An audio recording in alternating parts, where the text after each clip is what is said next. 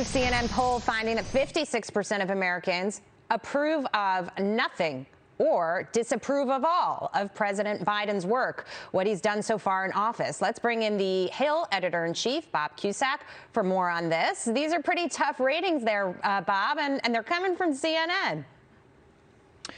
Yeah, Jackie, these are bad numbers for the president. I mean, the president campaign on getting rid of COVID, the pandemic is still going on, obviously, 2 years in now. And also, if you look at his legislative agenda, it's completely stalled. Build Back Better is completely dead right now. There are no talks of reviving it. And so, you know, the president is going to be addressing Congress in his first State of the Union on March 1st. And he's not going to be able to spike the ball that much because the biggest legislative accomplishment so far was the COVID-19 bill, but COVID is struggling. Bipartisan infrastructure bill, that definitely was a big win, but it didn't help his numbers, Jackie. And these numbers, they are frustrating and exasperating Democrats who are up for re-election in November. I was wondering if this move, the military move that they made in Syria to get the ISIS operative, if that wasn't sort of a Hail Mary from this administration to try to get through to the American people in some way and say, look, at least we did that.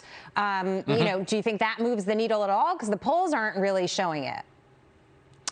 You know, I don't think so. I mean, certainly that attack and taking out the ISIS leader was a big foreign policy win for the president. He just hasn't had a lot of victory, certainly recently, and in the wake of Afghanistan. That's not going to make up for those, you know, deadly U.S. troops and the debacle that was. So, you know, this White House is going to have to do things differently in 2022, and that's why I think his speech in a couple weeks is going to be so important. Yeah, when it comes to the coronavirus, that was his big thing. He said, elect me. I'm going to come. I'm going to fix this. We're going to end the pandemic. And here we are 2 years later. We're still fighting about everything. You've got people who want the restrictions to be lifted. And the administration and local governments are still, you know, clamping down. At what point does that have a real impact? I mean, I think that it will have a real impact on the midterm elections. I think so. I mean, usually the party that's more divided is losing, and Democrats used to be divided. It used to be united on COVID, and now governors are lifting mask mandates, and the federal government saying, hey, not yet. Anthony Fauci is saying not yet.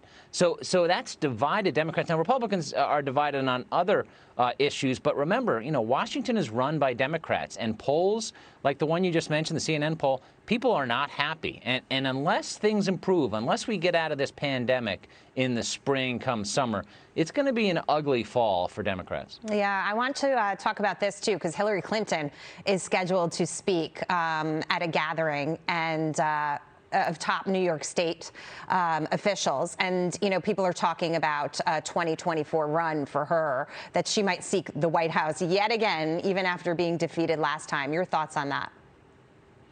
I think it's unlikely, but certainly she hasn't ruled it out publicly, and the Democrats don't have a deep bench going into 2024 if Joe Biden does not run. And obviously age is an issue there, and his poll numbers are an issue there. So it's just another thing for us, Jackie, to talk about in the media. But do I think it's likely? No.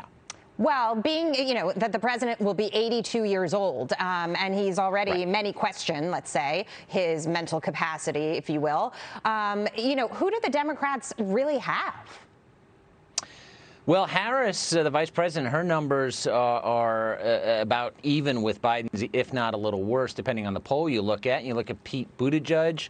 Can he win the African-American vote? You know, there's no one. I don't see a Barack Obama in the wings, other than maybe Michelle Obama, but she doesn't want to run. Yeah, so I don't think she's a viable option. I think Kamala was the hope, you know, the hopeful to be the next, and she just kind of, you know, has fallen short in a big way. So we'll be watching everything. We'll get your insight. We really appreciate you taking the time today. Thank you, Bob.